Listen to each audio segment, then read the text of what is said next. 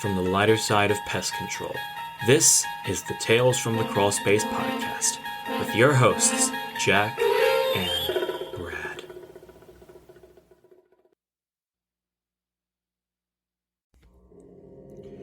Listeners beware, you're in for a scare.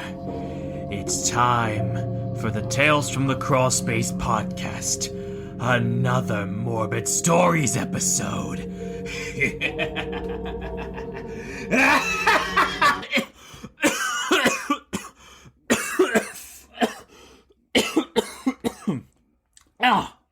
Welcome once again, boys, girls, and cheese bags, to Tales from the Crawl Space podcast. I am your dead inside co-host, Jack. And across the country is the Mr. Totally Unprofessional and Seeing in Stereo, Brett Harvey.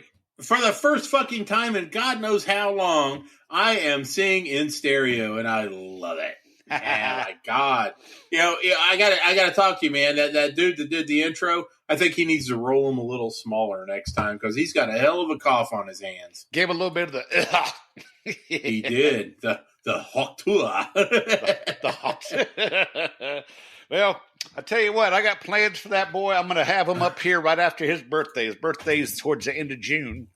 It'll be his 21st birthday. So me and his godfather are going to get him up here on the mountain. We're going to put big old tomahawk steaks on the grill and have some adult beverages and sit here. When is this? His birthday is June 24th. Mm-hmm. As the fates would have it. Damn. Because you and I were going to get together and take him out to a titty bar and feed him some steaks and just, and then we were going to wake up and have a mustache kind of morning and serve hash browns and get him a hooker. And whatever I'm sure he'll still be up for at least most of that. Oh yeah, well hell yeah, God damn, who wouldn't be? Yeah, but, yeah. So all right, we are TFTC live, folks. So I'm looking over at the studio chat, not seeing a fucking thing. Where the hell are all y'all? Well, we got two people out there watching. We just ain't got nobody chatting. Okay, well, you got the watchers, and I'm looking for the chatters. I'm looking for my regulars, man. So bring it on. Here we are. I know we were about half an hour late, but my spousal unit worked today. So, I got to feed her before we get on the show. Of course. Oh, yeah. So, anyway. So, before we get into the meat and taters of this, I want to talk to everybody. As, everybody on PCHD, Pest Control Humor Depot, my favorite group, knows that, I've been a little bit down on my luck, and, the love that everybody has shown me has been extraordinary. And I am just incredibly humbled, from the messages, the well wishes, the love, the money, everybody sent. And, I can't thank you enough. And, it's humbling to the point of embarrassment. And, so I just want to, I don't know what to say other than thank you. So, so thank you, every one of you. It's been probably one of the toughest moments of my life, dealing with this. And, so I just wanted to let y'all know how much I really love and appreciate everybody.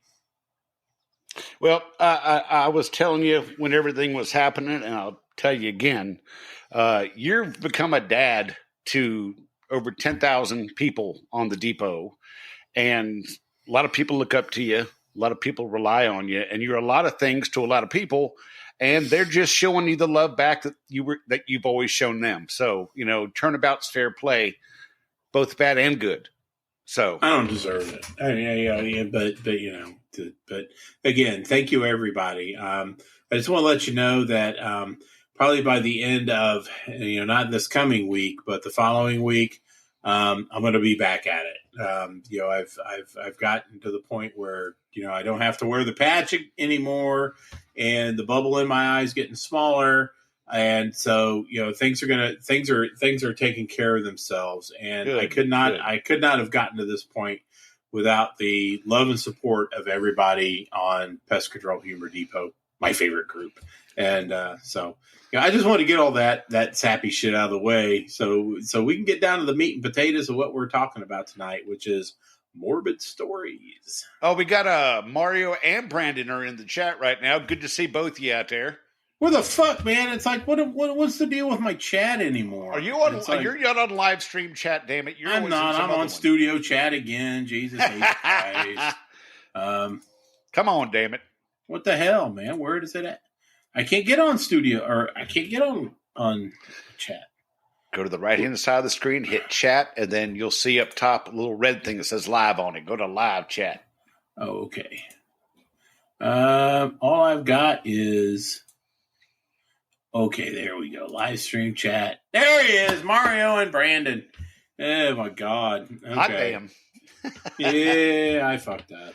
That's all right. Well, Morbid Stories. I know that technicians go into so many damn houses and see so many people. I mean, if you had a nickel for every house you've been in, if you've been doing it more than just a year, you'd have a good chunk of change in your pocket. But usually the law of averages catches up with you, and you end up coming across something that you really wish you didn't have to come across. Oh, hell yeah. We've got some great stories this evening. I've got a story of my own. I remember, Brad, I remember last time, right around Halloween last year, you told me that you had to jump over a body.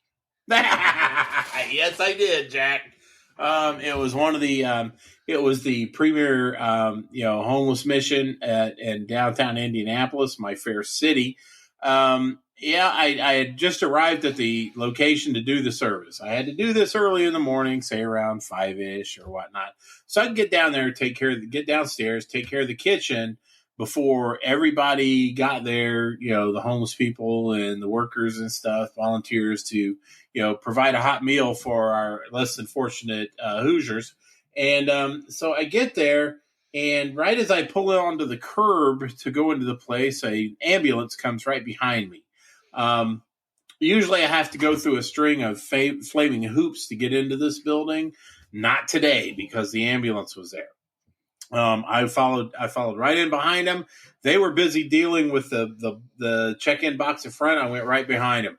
I was heading down to the basement to take care of my job, and lo and behold, there's a homeless guy laying there dead in front of the doorway to the basement. Oh, boy. Basically what I did, he had a blanket over him, so I really didn't see who he was or whatnot. So what I did was I opened the door, I threw my gear into the landing, and just grabbed the doorway and hopped right over the fucker and got downstairs and got my business done. Not my proudest moment, but it was a moment where I actually got the job done. And after I got done with it, everything, I texted my boss, let him know what was going on. And basically all he said was pictures or it didn't happen. It's like, who the fuck's going to take pictures of that? That would have been my response. I would have been like, well, hell yeah. Jack the boss would have said that, but picture didn't happen. Pictures or it didn't happen. But yeah, that's what happened. I actually stepped over a dead person to get a fucking service done for a company that I don't even own. So yeah, it was something else. Oh, Rodney showed up. Hey, Rodney! Well, Brandon, the longest week dude. Yeah, it has been. I've heard a lot of people talk about how long of a week it was. I know that. Oh hell yeah! Miss Jenny from the Pastrogen podcast says that she's been getting jackhammered in the doo-doo hole.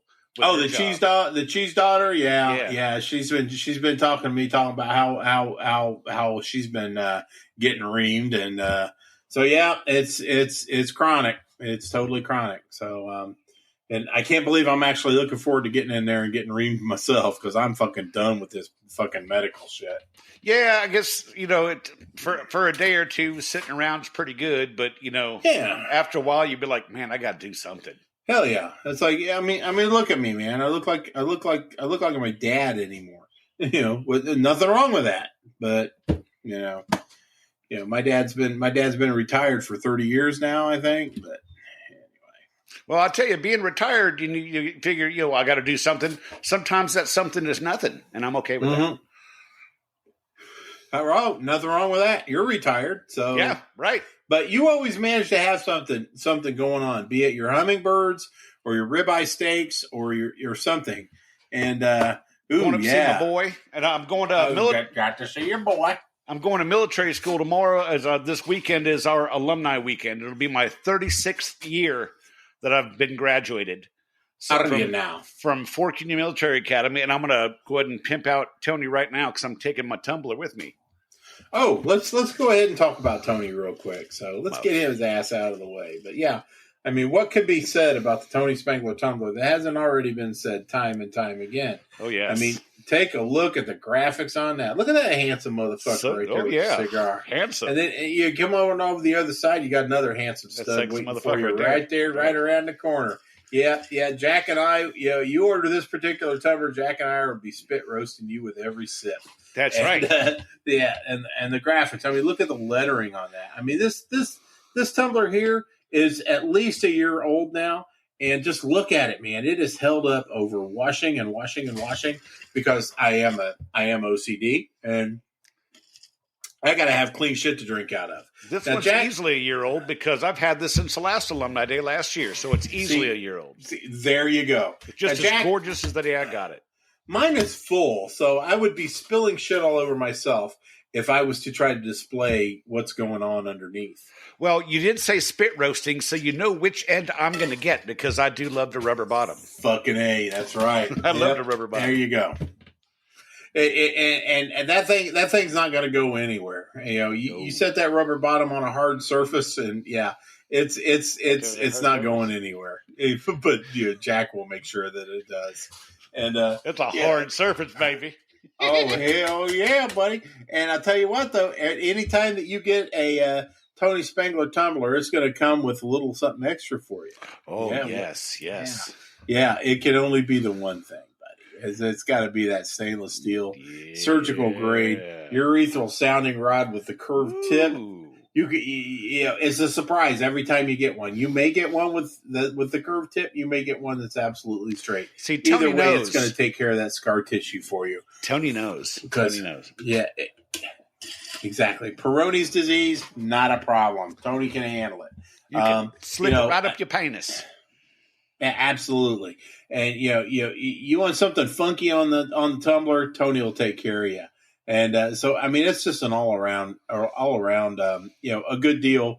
It's win-win. So, ladies and gentlemen, if you got that need for a great tumbler that's going to keep your cold stuff cold and your hot stuff hot, something that's not going to slip off when you're getting too drunk and maybe knock it off the desk.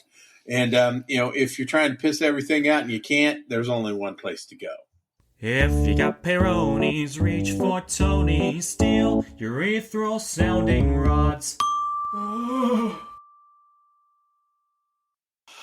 Oh, yeah, baby. Yeah, absolutely. Yeah. How about that? How about that jingle, man? Let's talk about a little bit who gave it to us. Oh, that is Mr. JT Story, my handsome and almost 21-year-old son, JT Story. If you go to Facebook, he has a page called JT Story VO, which means voiceovers, and he will do jingles, music, podcast intros like he does for us every show, like he's done for the Pastor Jim podcast, like he's done for the special episode of Shit Goes On in Our Heads. He's done episode intros for a lot of different shows, and he'll be happy to do one for you. Contact him through the JT Story VO page on Facebook. What a guy, man. That JT, I'm telling you what, And to think that right now he's only 20 years old and is able to do this stuff. This guy is a fucking juggernaut of voiceovers and jingles. So definitely take a look at him. I mean, your business will thank you. Yes, we will. Absolutely. So we got quite a few stories tonight, Jack. We do. So I've got one.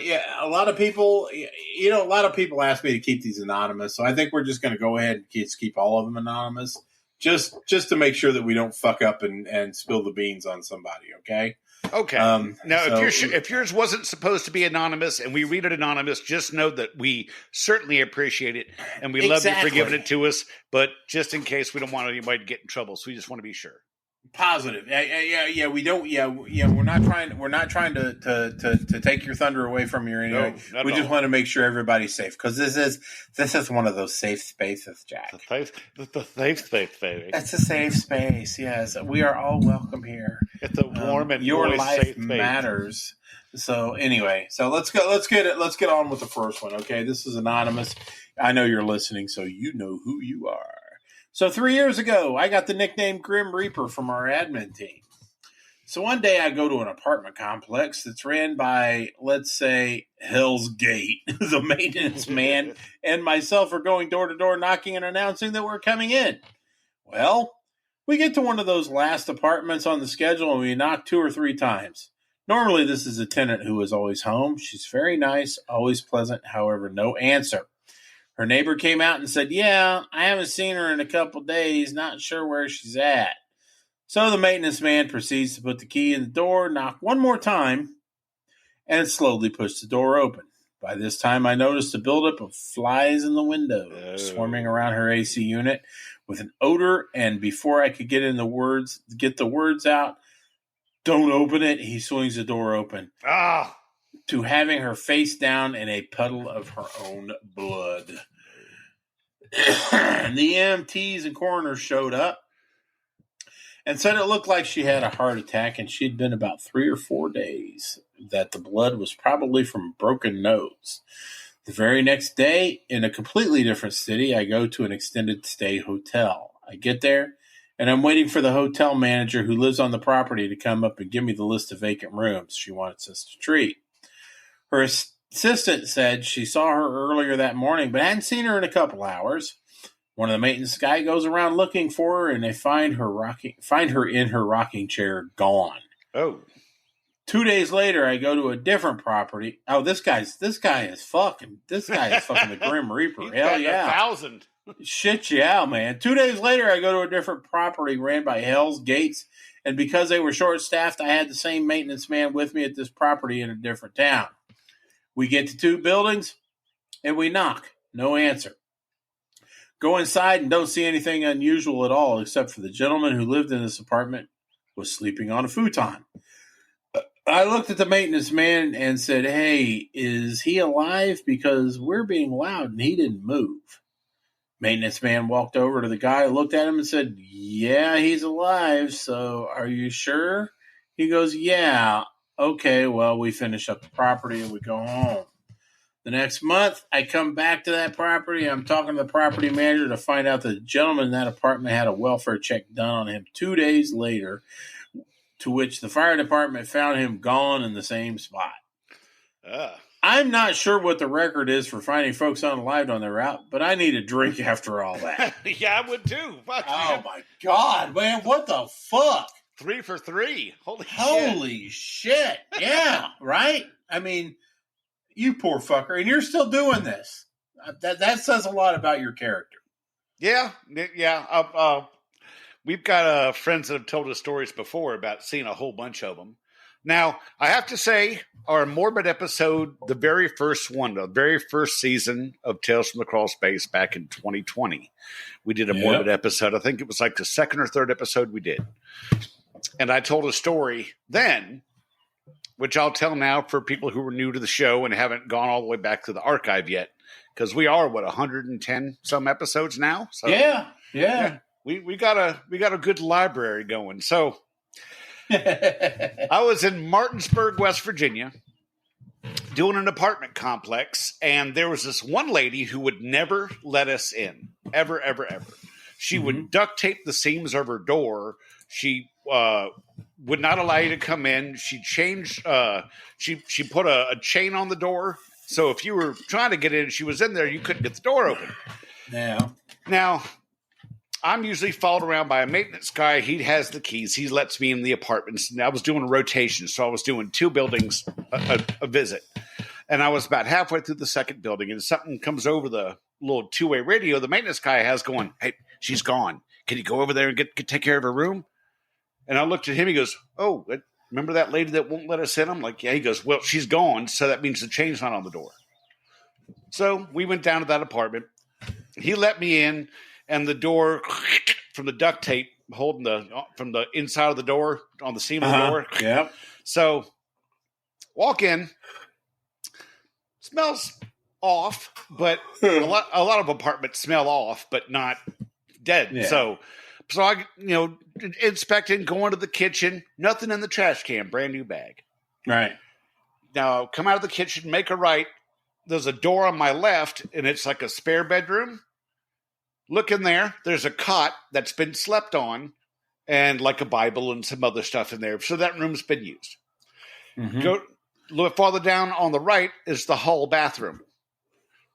Looked in there, checked the trash can. Nothing unusual. Tissues and I think a sanitary napkin wrapper, whatever. Nothing funky. But the closer I got to the back bedroom, the not so great it started smelling. I knock on the door. Nobody answers. I announce myself. Knock on the door again. Nobody answers. So I crack the door open and I kind of peek in, and with the curtains pulled, there's still a little bit of light filtering into the room. So you can kind of see a shadow on the bed. And I'm like, oh, shit, I'm sorry. And I close the door. I really didn't mean to. I'm sorry. Nobody says anything. So I'm like, hello? Did I see what I saw? I'm not sure. So I kind of pop in, and I take the end of my B&G where the tip, where it kind of bends out of the tip, and I hit the light switch. I turn the light switch on, and there's this woman in bed with like the nightgown with like the ruffles around the neck and everything. Yeah. And she's got the blanket pulled like up to her collarbones, and she's obviously dead. I mean, face sunken in and everything. But her hair was brushed, and she was looking like someone was maintaining the body. And I go out, tell the maintenance guy, I'm all kind of skeeved. And it turns out this woman came over from Africa and brought her mother from the old world and found God, found Christianity. Right. More power to her. And when her mom died, she thought that if she prayed hard enough to God, that God would bring her mother back. So she was like lotioning her mom's face and everything just to keep her supple until God brought her back. Yeah, because God does prefer the supple over the rugged. Well, who doesn't prefer supple, really? Yeah. I mean, come on. I get it. I would not want a ragged pair, cheeks in front of me. If I'm tongue punching a fart box, I'd rather it be supple. Oh hell yeah! Do you want to? Do you really want to tongue punch a dead fart box? Well, if I had to, I'd rather it be supple. Well, it's going to be supple because after rigor mortis sets in, everything kind of relaxes. Things relax and dilate. That'll make entry a lot easier too. Oh my god! Yeah, they do make special corners. Morticians do have special devices to help keep things from, let's just say, leaking out. Oh, I've seen those little screw things. That little go screw. there. Yeah, they're like fucking screw things. They're like the things you put in an orange to squeeze it to get the juice out. But this keeps the juice in. It's called an AV. It's called an AV plug. Anal vaginal plug. It's called an AV plug. I'm absolutely glad you know that. And they have these things that look like contacts that have little sharp bumps on them. Because some people their eyes won't stay closed once they pass. So they got to pull the eyelid back, pop this thing on, and pull the eyelid over, and it kind of grabs on into the eyelid on the inside. Oh, and keeps fuck, yeah. So you got to figure. No, not me, man. On The Walking Dead, you got to figure there's people walking around with these plastic butt plugs and shit in their eyeballs. I'm gonna put in a special request to the whatever funeral home does me. And it's like I don't want those, man. I just want to like there. Then when somebody's laying there, they just go doink.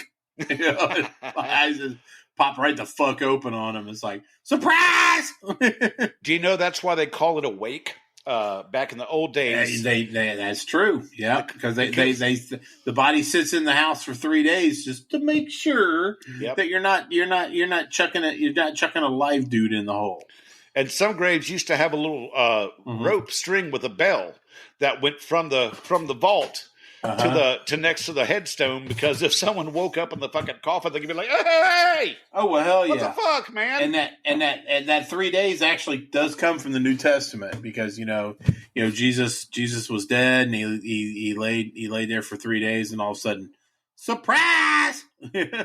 Surprise! Here's some chocolate bunnies. Have a hard-boiled egg while you're at it. That's right. Have a hard-boiled egg and somebody ran a Sharpie across. Let's see. I got, when you hear this, you send it to me. And thank you so much, because the stories are fucking fantastic. But one here, it says, morbid submission.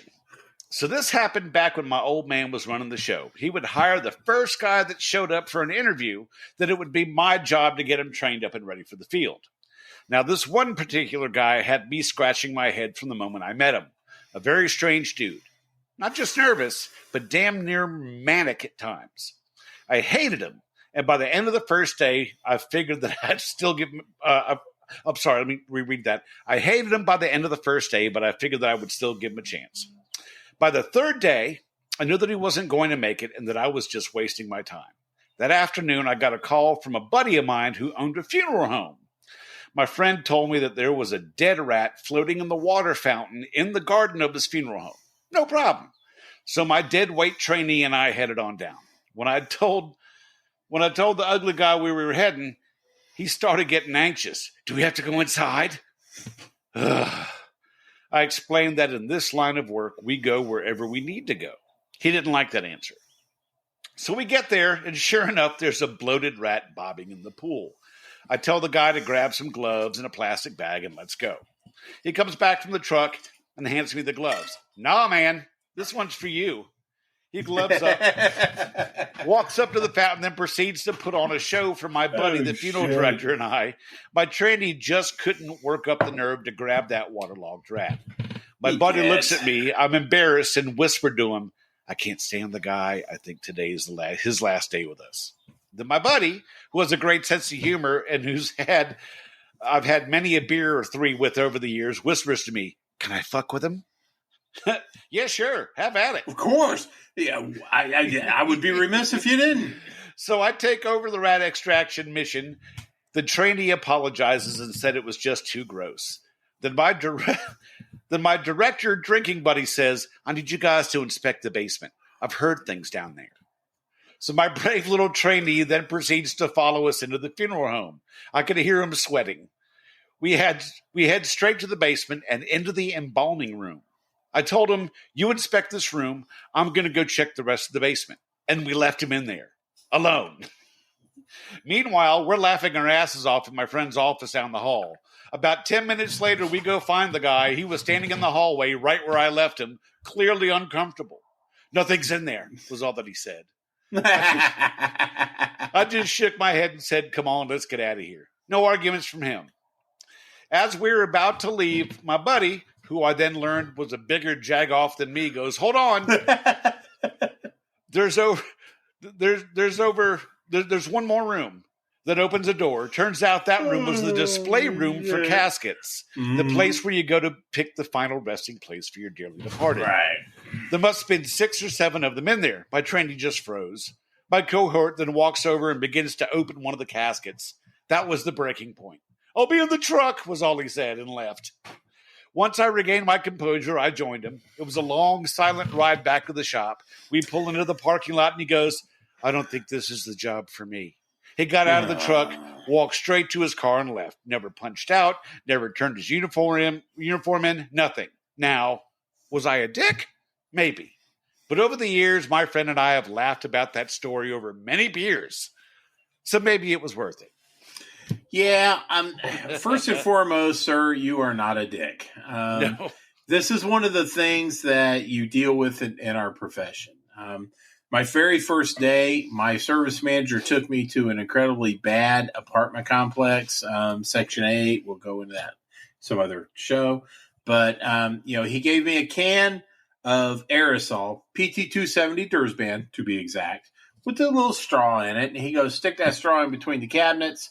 I stuck the straw in between the cabinets as instructed because, I'm a good boy. And I hit the button and fucking roaches just poured all over me. And, I was a tad horrified to say, but, I also remembered that I had a 1-year-old daughter and bills to pay and a mortgage and all this other good horse shit. So I was like, fuck this, man. They're just bugs. I just fucking just took my hand and did this and just squeegeed them all off of me. It's like, brrr, on the counter, they're on their backs. Like, oh, Mr. Harvey, spare me. It's like, fuck you. And just blasted them some more.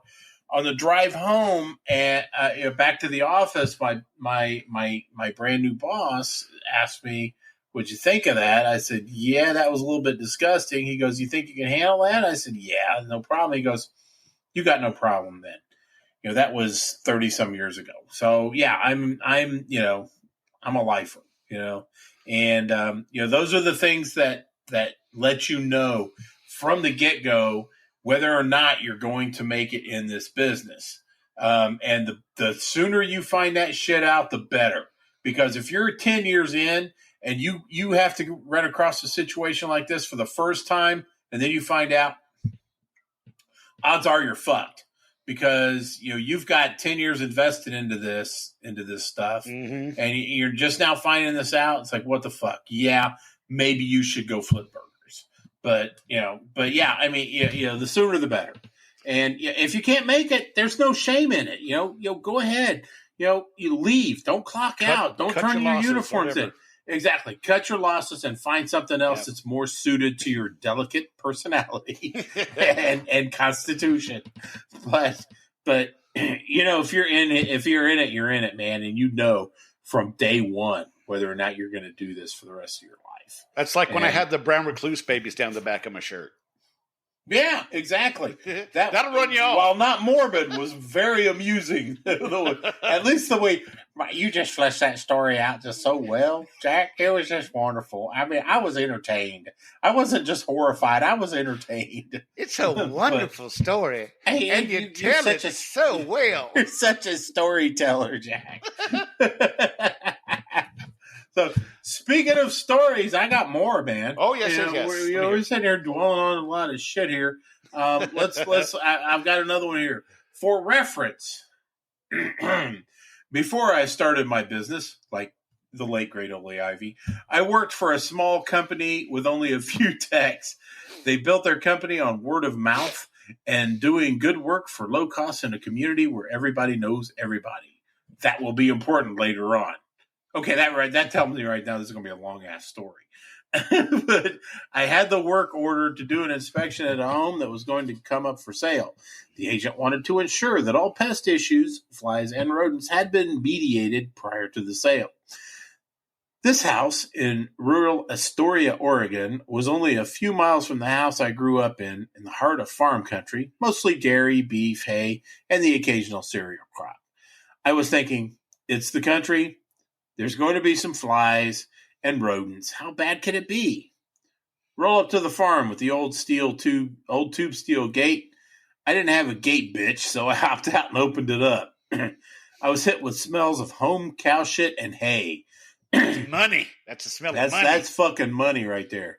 This is one of the old dairy farms that was an original partner of the Tillamook Farmers Co-op, which, by the way, makes delicious cheese.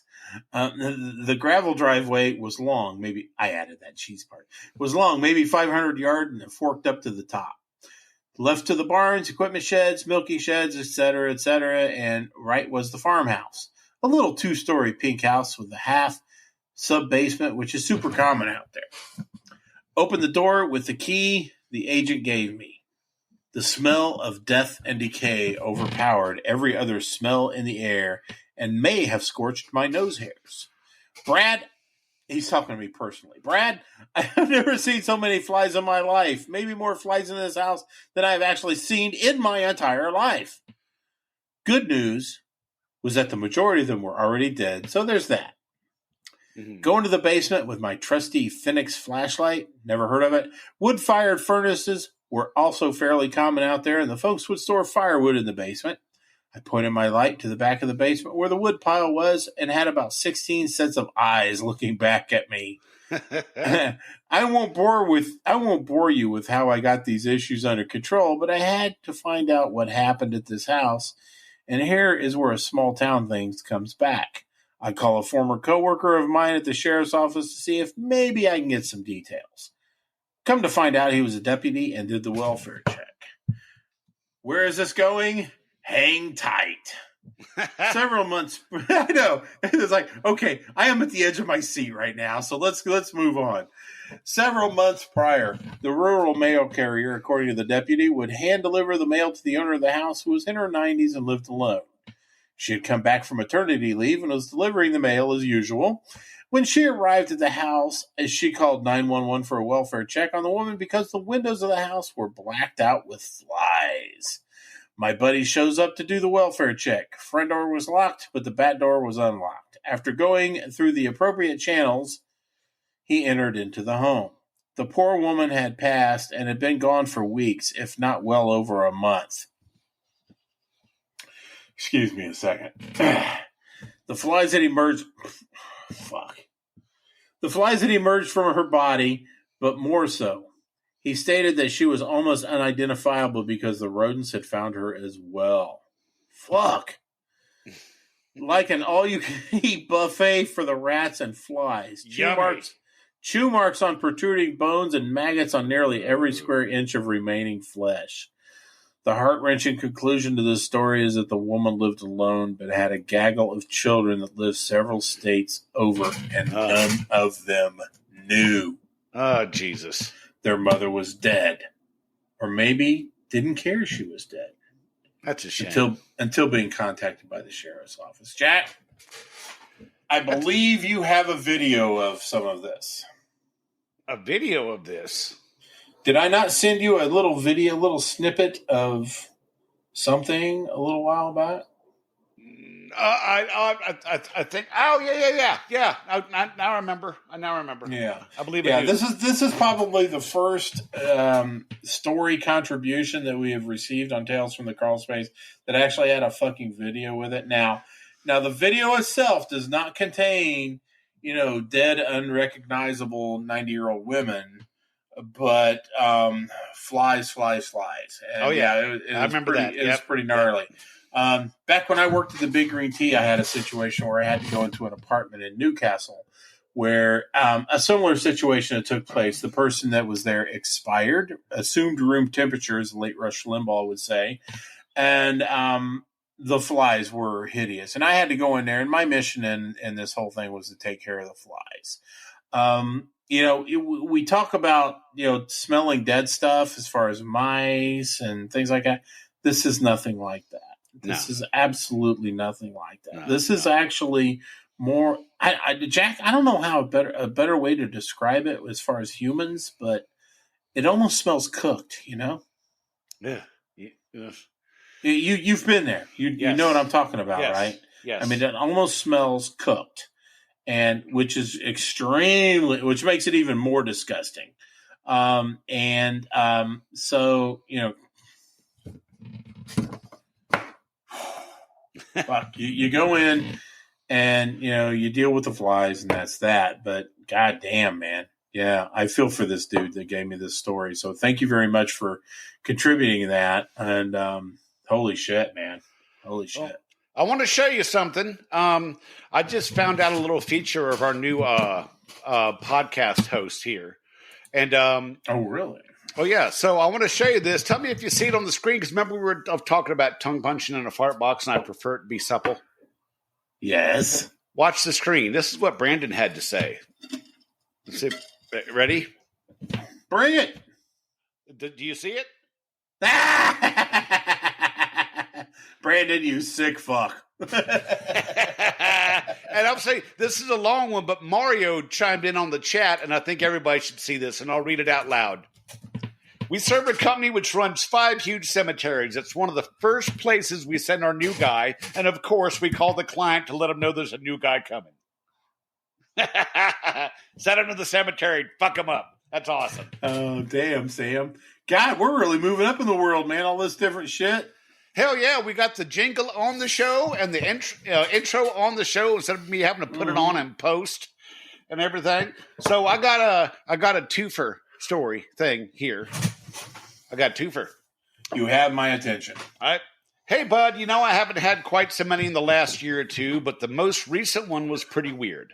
I was in a unit next door to the one with the body in it, and the maintenance guy started making all these sounds in the hallway that I thought were kind of weird. So I leave the apartment I'm in, and I go over to the next one, and he's standing in the doorway yelling, and I look through the doorway, and I see someone in the bed with their eyes open staring at us. I couldn't figure out what was going on for a quick second, and then I realized that he was yelling at this person who was dead. I couldn't tell from where I was at the threshold, so I walked over towards the body while the guy was yelling, and I walked over and checked for a pulse, and the body was as hard as a rock. Apparently, this guy had fallen in the building the day before and hit his head on the ground and subsequently refused medical treatment. Apparently, his fall was severe enough that he must have had some sort of brain bleed or something and died during his sleep, or, woke up and then died. But it was the first time ever found somebody with their eyes wide open like that. That can be disturbing. Oh, hell yeah. Seriously disturbing. Yeah, definitely. Good Lord. And he goes, and I also had now forgive me, I think our friend was using voice to text while on the job, so sometimes voice to text tends to butcher things. So I'm going to do my best here. Oh, this ought to be good. I also had a pretty good one about a little over a year ago. I had a new female employee coming in to work a massive bed bug job with me, and it's called an SRO, which stands for single room occupancy. They're like really the worst and shittiest of all the places that you can live. It's like one big room. You put your cot in it and everything, I guess. Have like a little efficiency stove. That's my interjection there.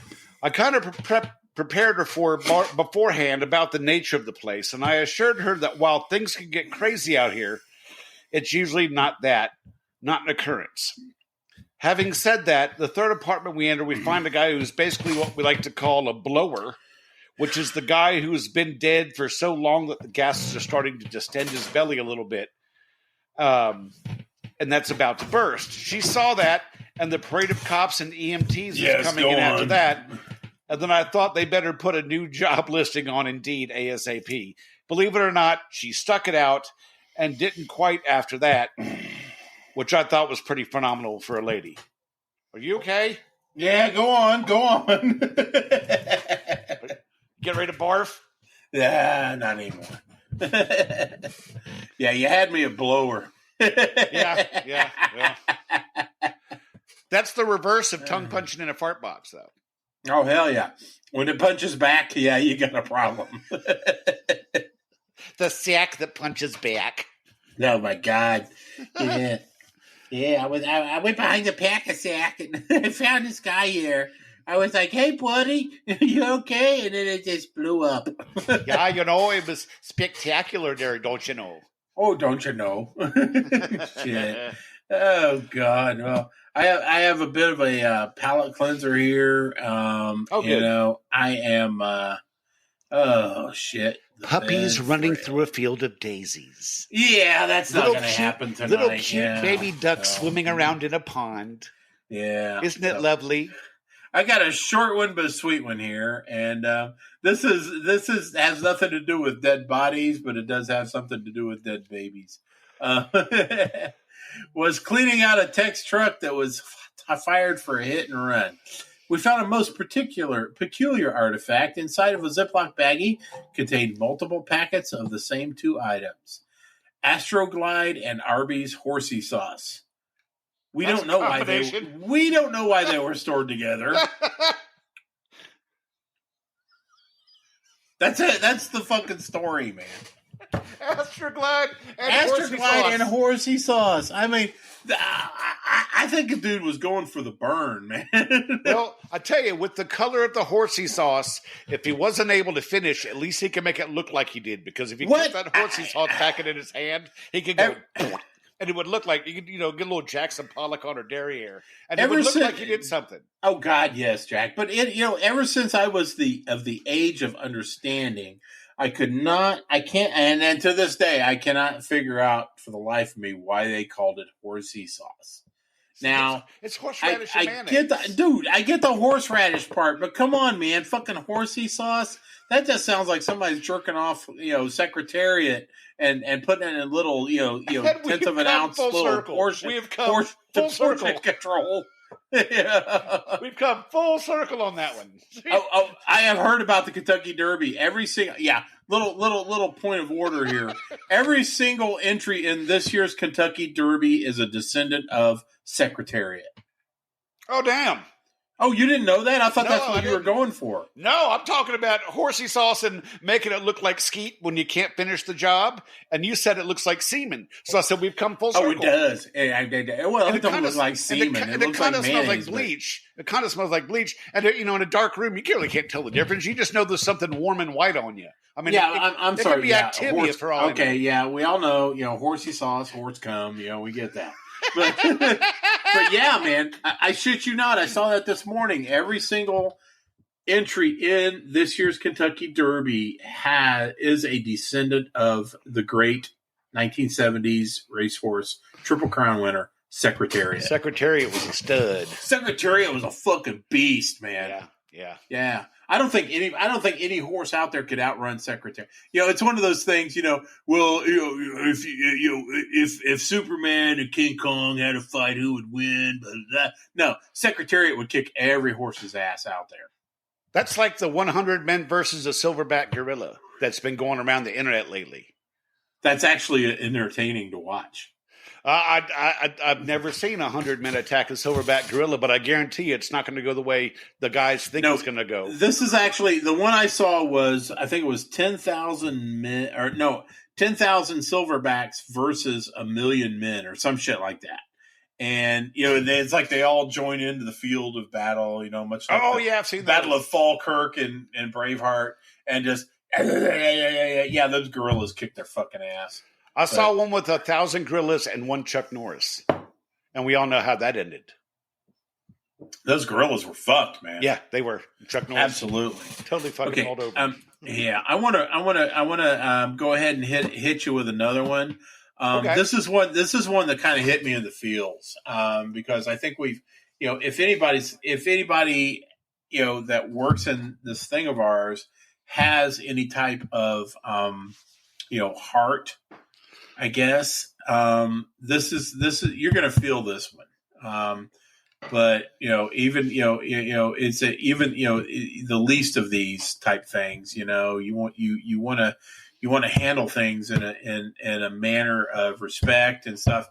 This is one of those situations where a person had to do what he had to do, and right. I would this person let me know how he felt by doing this, and I let him know. I said, he goes, I hope you don't think less of me for doing this. And I told him, I said, look, man, I said, I would feel less of you if you didn't feel like you do right now. Mm-hmm. And, because this hit me, because there been a couple situations where I had to make a decision on the outcome of something in order to satisfy the customer, get control of the situation, etc. So I've been in this dude's shoes, and I know exactly what it. But let's just get right to the story, so I can, so y'all can figure out what I'm talking about. I had a job where I worked for Big Box, a raccoon trapping and execution. Only the euthanasia chamber at the office wasn't working, so my manager told me to get creative. I go to the site where I had caught the raccoon, middle of a town, no idea what I was going to do with this angry bastard. Just then I spotted a rain barrel. The client's wife was already crying that it had to be put down, so I told him to keep her occupied in their garden. Plunk, right in the rain barrel. Mm. Only there wasn't enough water, and the bastard kept sticking his nose out of the water. I got my welding gloves out, and I used a stick to hold it under while my other hand prying to its clinging to life paws off the cage to keep it under until the bubble stopped. Now, I'm not a cruel man, but this is one of the most evil things I've done in my lifetime. My heart was heavy for days, knowing what I had done to this thing for the sake of getting the job done. Lesson learned, however, and everyone after that, when I still handled wildlife, was a .22 long rifle to the skull in my own backyard, which is great because that shuts them off. That shuts them off like that's like flipping a light switch. Right. It's not exactly the most epic story, but oh God, I'm sorry. That was not the same story. But anyway, so that's where it ends right there with the .22 long rifle. Dude, you and I have talked about this, and I'm talking to the guy that sent me the story. I'm serious, man. I would have thought less of you if you would have just kind of blown this off. But that tells me right there what kind of heart you got. And I am honored to call you a friend. And you learn, we all learn our lessons in really hideous ways. Yours was a raccoon. Mine was with some fledgling pigeons a few years back. But we get it. I get it, man. I know exactly how you felt. We're in the business of unaliving things, but we've got to remember, everything's got a purpose here in the world. Sometimes those purposes kind of clash, and that's when we have to take action. My man, you did what you had to do, and you did it the best way you knew. And I understand why you feel bad, and I would have felt bad too, but you did not do the wrong thing. So that's really all I got. No, I actually read a science experiment, something that's performed on rats. They had put rats in to see how long they would swim before they ran out of energy and would drown. Now, I told a story like that about rats in a trash can. I'm not going to go the whole story, but when the rats were starting to falter, they pulled the rats out, dried them off, and warmed them up, and then put them back in the water. Now, the rats swam for about 3 hours before they started faltering, but once they took them out, then put them back in, guess how much longer they swam for? Over 30 hours. Because they thought that there was a chance they were going to be rescued, so they gave it 110% as long as humanly possible to stay alive for the hope of being rescued. So, wow. Yeah. Isn't it something? It's like we think we're dealing with ignorant objects and just basically one maybe a couple of brain cells away from just being furniture when we're not. Everything has an instinct to survive. Right. Shit. All right. Well, I think I've adequately brought the whole show down. So let's move on. You haven't said it yet, Jack. I said penis when we were talking about the Tony Spangler's. Oh, fuck, you did, sounding didn't rod. You did, didn't you? Okay. I did say penis. Yeah, things got a little heavy and I forgot. That's all right. I'll always talk about my penis. Well, I know you will, Jack. And, it is majestic like a bald eagle. So anyway, penis, it really is. Anywho. Okay, I've got another one here from way down south, and I mean way the fuck down south. It's not exactly the most epic story, but it's got a mildly morbid twist. I was servicing a major hospital and medical clinical network.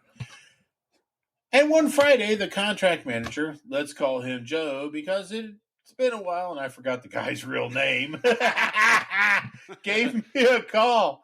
He sounded frantic and he needed my help ASAP.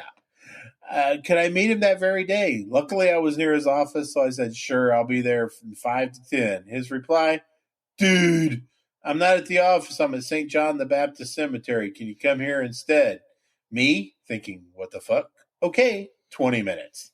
He said, great. When you get there, ask the grave digger to bring you to me. I said, right, cool, totally normal. So I arrive, and sure enough, the grave digger escorts me to this reddish granite mausoleum. Joe's standing there, opens the mausoleum, and says, look at this crap. That's never good when you have a gravedigger opening a mausoleum and saying, look at this crap. I'm sorry. That's not what I would expect to hear. Oh, hell no. Inside is basically a tiny chapel. The walls and the floors are lined with tomb niches, each one sealed with matching granite slabs, proudly displaying the name of its permanent resident in bronze, and all of them, every single one, are covered with subterranean termite tunnels crawling up the wall, oh boy, busting out of every crack. Oh my God! You smell that, Jack? Money. Yeah, I smell that money. Joe points to one of the tombs and says, "This lady right here, that's the mother." Did you leave your vibrator on? Did you? Oh, me? Oh, that's my phone. My daughter's calling me. Fuck. Okay. Yeah, she wrecked her car yesterday, so I really don't want to talk Is she to her. okay? She's fine. She's Okay. fine. Her meathead boyfriend did it. Each one is sealed with matching granite slabs, proudly displaying the name of its permanent resident in bronze. And all of them, every single one, are covered with subterranean termite tunnels crawling up the walls, bursting out of every crack. Joe points to the tomb and says, "This lady right..." Oh, I skipped a little bit, but you know what? That's fuck it. This lady right here, that's the mother of the owner of their company. And this Sunday is Mother's Day. He comes every year to visit her. If he sees this mess, I'm out of a job and you're out of a contract. Oh. Uh-oh. I told him I'd come back first thing next morning, do an emergency cleanup, and we'd figure out a more permanent solution later. So, the next day, me and another tech show up bright and early.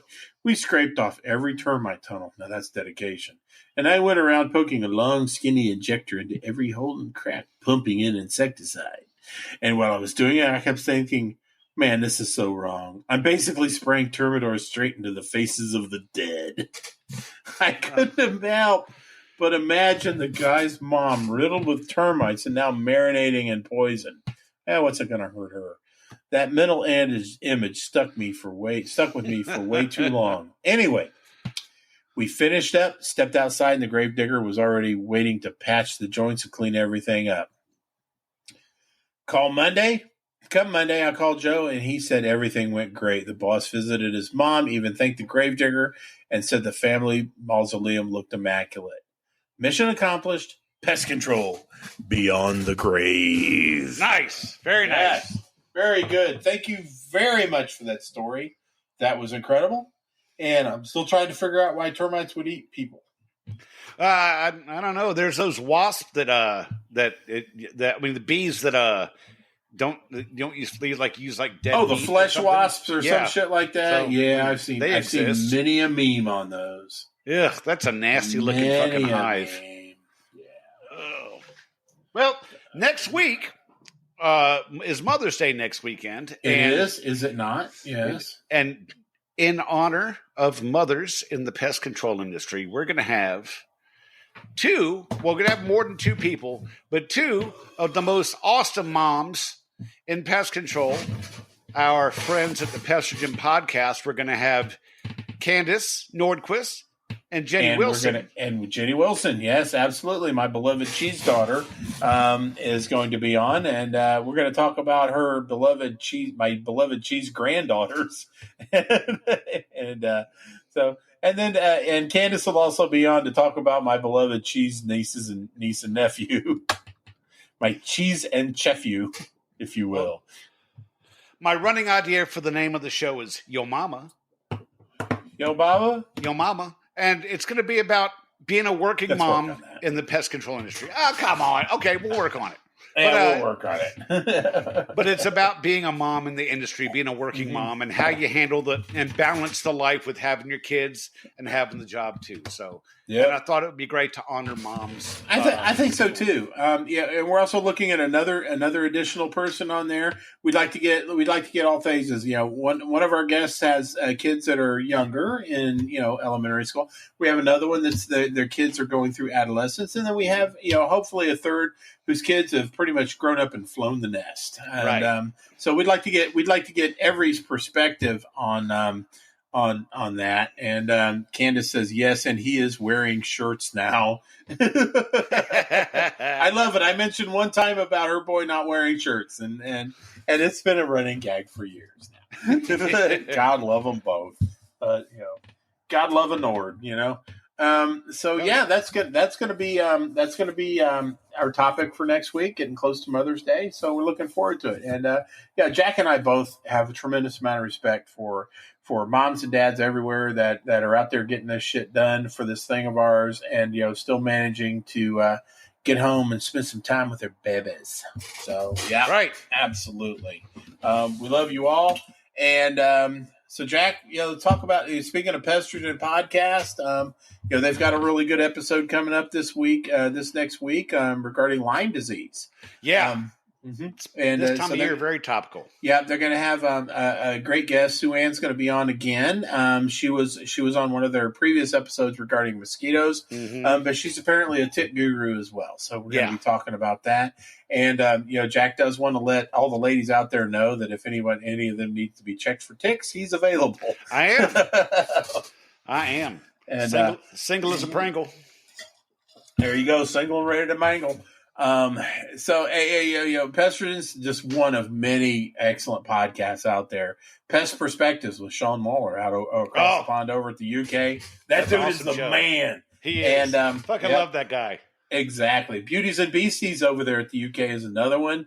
They have a great take on everything, and they are willing to talk about anything. As a matter of fact, Jack and I are both going to be on that particular episode sometime. We fucking forget when, but we'll figure it out. But you can look for us there. We're also going to be on Pestrogen coming up here in the next month. Jack and I have got a lot of stuff going on, and some of the great podcasts out there. License to Kill on the Discord server also has some pretty good podcasts. Also, when they pop up. We'll always be sure to try to mention them on Pest Control Humor Depot, my favorite group. And that goes with all the podcasts. We love podcasts. We do. Over at PCHD. And we're willing to spread the gospel on them. And we've got a lot of stuff going on. Next week, we're going to be talking to the mamas. And, coming up on a future episode, we got to talk about flies, Jack, man, because I'm telling you what, I had a fucking great experience this week. It got warm out here. A couple flies came into the house. My Max, my poor little boy, is deathly afraid of flies. He's a rescue dog. I figure that he was in some less than savory conditions and just basically became afraid of flies. Sure. He hides when they get in the house. Well, Alpine Fly Spot Baked. I love that stuff. Oh my God. Last summer, I fucking, okay, and don't judge me here for not cleaning my shit, but I sprayed my windowsill in my kitchen right above my sink with a little bit of that Alpine, because I always manage to gravitate right there. By the end of the day, they're up on that shit. And I woke up this morning to 2 dead fucking flies on my windowsill. That shit is still good. I'm talking at least a 7-8 month residual. Damn. And yeah, man, I was stunned. We're definitely, in light of that, we definitely got to talk flies. So that's going to be an episode coming up sometime as well. I love watching that shit work. I was out the back of my house a few years ago, the old house, and I sprayed it around the doorway because they were trying to get into the back. And when they hit that stuff and they hit the ground and start spinning around, it's great. It's great. They break dance better than that Australian chick at the Olympics. The flies break dance. She was good. No, but the flies do it better than her. So hell yeah, they do. That's how good that shit is. They do.